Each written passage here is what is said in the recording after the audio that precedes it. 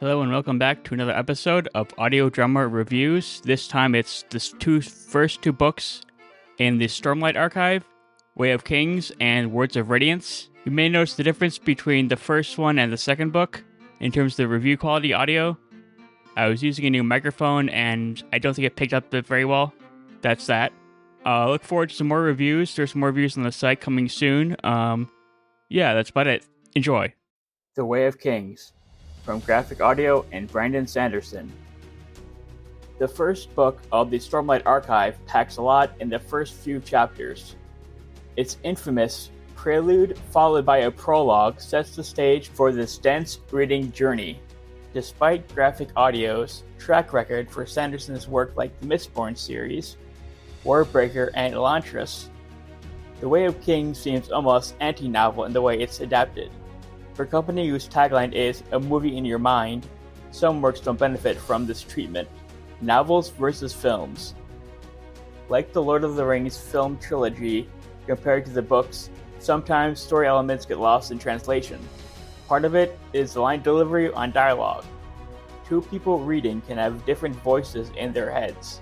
Graphics Audio version takes that choice out of the individual's hands. For me, audiobook narrator Michael Kramer was the voice of Kelsier in the Mistborn trilogy until discovering Graphic Audio.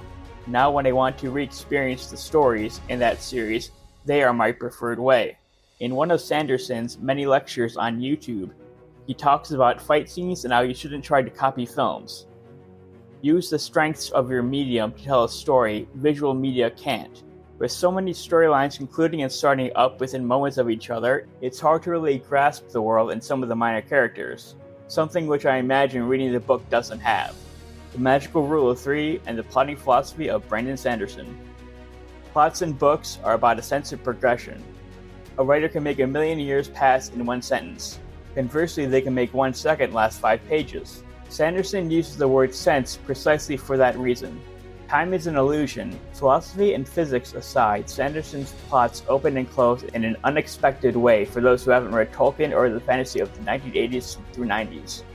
Even earlier works like Mistborn and Warbreaker have a plot that is unlike the Stormlight archive. The key difference is that those books are shorter.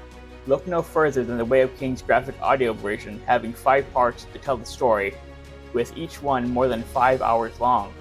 Trying to distill the entire book is hard, but at its core, The Way of Kings is an underdog sports story in an epic fantasy. The protagonist of this plotline is Kaladin, and the sport is unique to the world of Roshar, not because of the cultural and societal norms like the Super Bowl, but due to the geography of the world. There are chasms everywhere, and large bridges, needing people to operate, need to get across. There are 2 other characters with their own story arcs. One completes halfway through the story, the other is one of political intrigue and court politics. Out of the 3 storylines, the scholarly plot was the most engaging. Through it, the individual learns about the world and the people, characters and roles. While enjoying the plot of Shallan and Yasna the most, I found the character of Kaladin the most interesting.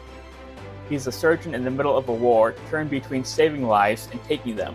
It takes a while to get his motivations down, and it changes between his youth and his present. The Way of Kings story has something for everyone. 8.5 out of 10 stars. Words of Radiance. The second book in the Stormlight Archive series, Words of Radiance, feels like a continuation and conclusion of several The Way of Kings plot threads, at the same time introducing new problems for the main characters, both through the revelations stemming from the answers and from twists that may not be paid off until later books. Words of Cheerful Radiance. Kaladin may have been the protagonist of The Way of Kings, but Words of Radiance is where he truly shines. He has several moments of heroism. I'm not sure how well that's conveyed in the novel, but the graphic audio version made me giddy each time those scenes happened. If flashbacks are the indicator of who the protagonist will be in a given book, Shallan fulfills that role here. We finally learn her true backstory in bits and pieces right up until the very end, before that final scene that fills right out of the Marvel Cinematic Universe post-credits scenes. Together too soon? Maybe I haven't experienced enough modern epic fantasy to know whether having all the characters in the same proximity to each other has been done by the second book in the series. It makes me excited about starting Oathbringer. Kaladin goes through the ringer. He is celebrated as a hero only to immediately be vilified by those same people. Those back-to-back scenes are the very definition of stand-up and cheer moments. The graphic audio experience only amplifies what I assume are already powerful scenes.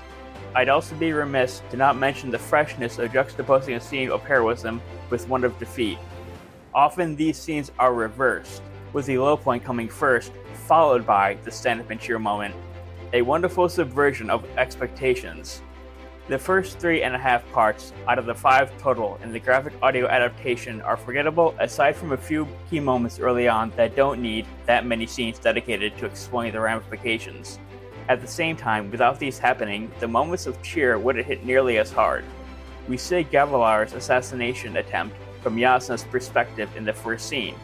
Once the audio goes past those key plot points, a lot of the story is walking, talking, and Shallan's flashback scenes, interspersed with moments of awesome. 9 out of 10 stars.